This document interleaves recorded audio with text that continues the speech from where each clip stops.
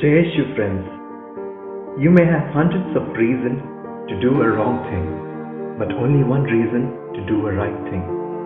And certainly, we know what our choice must be.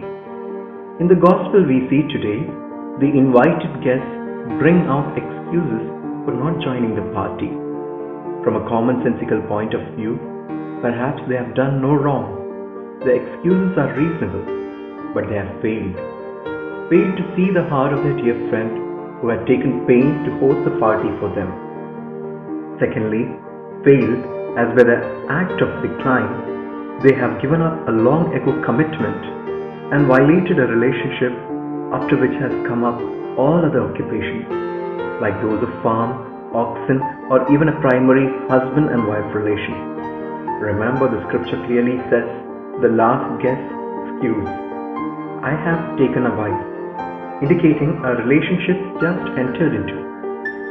It's here, St.Luke's Gospel chapter 16 verse 12 states, and if you have not been faithful in that which is another's, who will give you that which is your own? Thirdly, this also is a sign that they have failed to prioritize.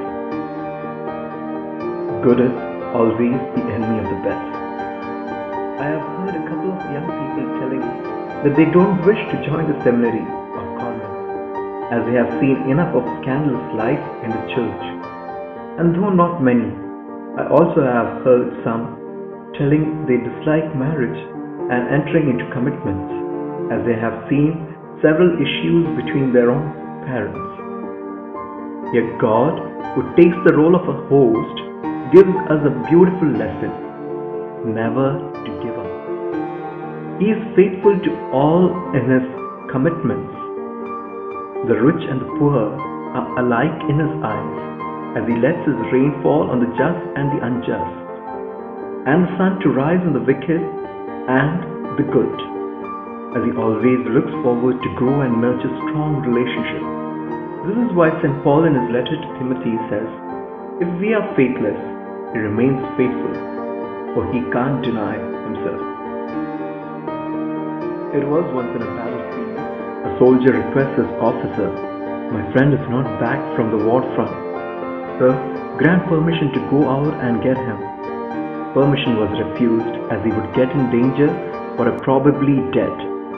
But the soldier refused to give up. He went, but returned mortally wounded, carrying the corpse of his friend.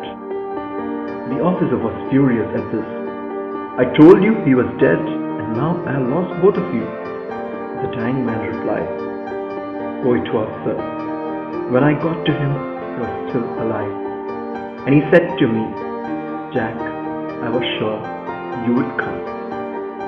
Blessed are those who would feast with him.